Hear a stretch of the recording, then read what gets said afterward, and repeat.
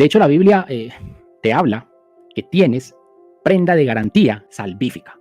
Hay una prenda de garantía. ¿Qué significa que tienes prenda de garantía? O sea, la Biblia te está enseñando que tu salvación es un proceso. Escuchen, tu salvación es un proceso.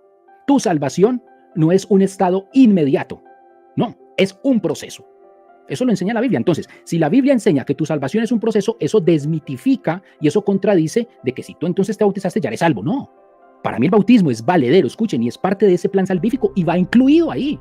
¿Quieres estar en el camino y en obediencia con Cristo? Bautízate, eso es parte del plan salvífico.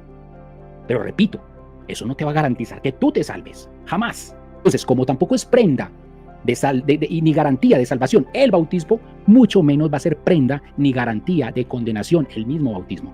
Lo que sí es prenda de salvación en proceso, la Biblia lo llama Espíritu Santo de Dios.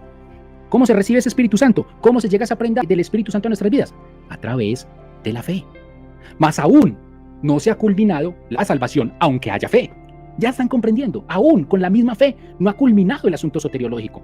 Yo le quiero leer unos textos, y si no quieren prestar atención a Carlos Ochoa, pues presten atención a la Biblia. Y si están atendiendo a Carlos Ochoa, pues atiendan también a las Escrituras. Muy sencillo. Esto es 1 Corintios 9:26. Oiga lo que dice el apóstol Pablo a los Corintios. Dice, así que yo de esta manera corro, no como a la aventura, como decimos nosotros, a la loca, o sea, sin saber para dónde, no. De esta manera lucho, no como golpeando el aire, sino que trato con severidad mi cuerpo y lo reduzco a servidumbre. Escucha lo que va a decir a continuación. No sea que habiendo yo predicado a otros, yo mismo quede desaprobado. El apóstol Pablo está diciendo que está, en otras palabras, viniendo a ser lumbrera, luz y salvación para los gentiles, pero que él, por ser lumbrera, luz y salvación para los gentiles, él no puede descuidar su propia salvación.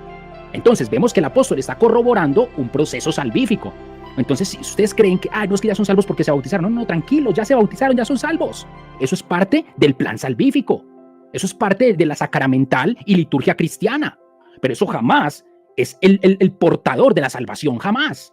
Jamás de los jamases. Pablo lo acaba de decir, y Pablo yo creo que había sido bautizado, pero tenía miedo entonces de perder su salvación. Y la tenía, por mucho que fuera el apóstol. Por mucho que fuera el apóstol tenía miedo. Pero si no es suficiente, miremos entonces el mismo apóstol que le dice a los romanos. Vámonos para Romanos capítulo 8, versículo 23. Y no solo ella, sino también nosotros mismos que tenemos las primicias del Espíritu Santo. Nosotros también gemimos dentro de nosotros mismos, esperando ansiosamente la adopción, la redención de nuestro cuerpo. Hay un clamor, hay un gemir hasta que venga esa redención. ¿Está el Espíritu? Sí, el Espíritu está ahí. Ahorita vamos a ver quién es ese Espíritu. ¿Pero es la salvación? No, todavía no se ha culminado. Entonces, con esto seguimos insistiendo. No te han garantizado, o sí te pueden garantizar una salvación, por lo menos en fe. Por lo menos te pueden garantizar que eres hijo de Dios, como dice la Escritura, porque el Espíritu da testimonio a nuestro espíritu de que somos sus hijos.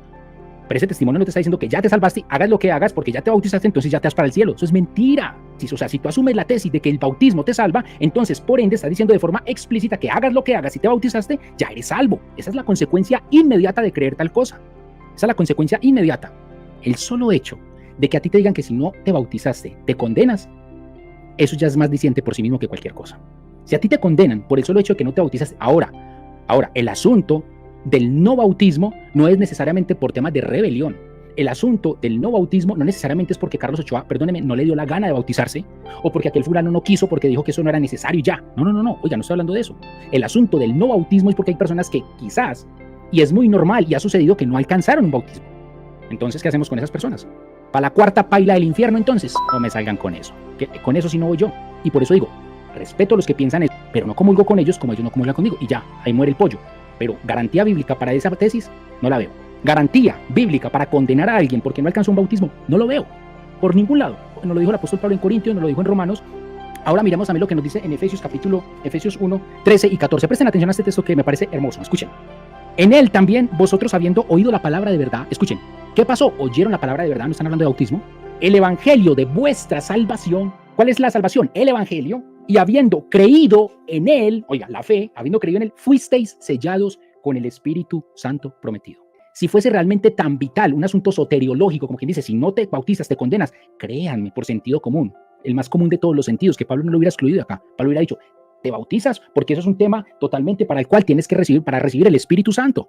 No, pero ahí dice, habiendo creído en él, fuisteis sellados con el Espíritu Santo. Y escuche cómo termina diciendo que este texto me parece contundente, el versículo 14, que es las arras Usted en su Reina Valera me imagino que dice la garantía, no sé, o en otras versiones dice arras de nuestra herencia hasta la redención de la posesión para alabanza de su gloria.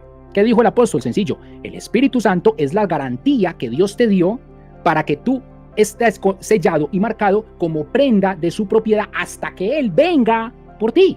Entonces de ti depende mantener esa garantía, ese sello en tu vida. Obviamente en el poder de Dios, pero de ti depende porque tú no eres un androide manipulado por Dios, tú tienes algo que se llama libre albedrío. Tú no eres un androide, al menos de que estoy hablando yo con androides aquí, que no es que ya soy salvo, siempre salvo. Entonces más que ser unicitario, entonces te volviste en un calvinista fanático y empedernido. Pero aquí la salvación es hasta el fin de nuestros días por el cual tenemos que velar y luchar y trabajar. Y eso no se adquirió simplemente por yo descender al agua, ya soy salvo, siempre salvo, no. Eso es parte, repito, parte fundamental, necesaria, como expliqué que es el concepto necesario del plan salvífico. Filipenses capítulo 3, versículo 13 dice de la siguiente manera, presten atención. Hermanos, a los filipenses Pablo dice, yo mismo no considero ya alcanzarlo o haberlo ya alcanzado, pero una cosa hago, olvidando las cosas que quedan atrás y extendiéndome hacia las que están adelante, prosigo a la meta, hacia el premio del supremo llamamiento de Dios en Jesús el Mesías. Ya se lo ha dicho a los corintios, ya se lo ha dicho a los efesios, ya se lo ha dicho a los romanos, ya se lo dice a los filipenses, es que yo no he llegado. Yo sigo luchando y corriendo como si no lo he alcanzado. Me falta llegar allá. Aquí no dice Pablo, a menos de que usted sea más santo que Pablo, no sé. A menos de que usted tenga una cosmovisión por allá más elevada que el apóstol Pablo. Pero Pablo seguía trabajando en pos de esa salvación hasta el último de sus días, con miedo, con temor y temblor. A menos de que usted sea mucho más santo que el apóstol Pablo. A menos de que salgan y me digan, no, Carlos Ochoa, estás equivocado como estás hablando de bautismo. Listo, entonces explíquenme eso y yo vengo y les hago la misma pregunta. O sea, que el que no se alcanzó a bautizar se condenó. Ya, respóndame a eso y listo. Con eso matamos dos pájaros de un tiro y ya me doy cuenta qué cree usted y qué creo yo. Este ancianito o este indigente que están agonizando en una acera, se les predicó de Jesucristo, se les llevó el evangelio con amor, con dedicación, y en esos momentos no lo alcanzamos a sumergir en las aguas porque no teníamos cómo sumergirlo en las aguas o hacer algo bautismal ahí. Entonces se condenó cuando este hombre creyó en la salvación por medio de nuestro Jesucristo. Entonces lo mandamos a la cuarta paila del infierno. Eso ya es criterio suyo. Si usted lo manda a la cuarta paila del infierno, yo no le puedo discutir a usted porque ese es el Dios en el que usted cree. Ese no es el Dios en el que yo creo, jamás, jamás. Es más, si fuese el Dios en el que usted cree, pues entonces yo no sé para qué le llevaron el evangelio. Yo no sé entonces por la bendita providencia y soberanía de Dios, alguien llegó y no solo le llevó el evangelio, sino que le aceptó.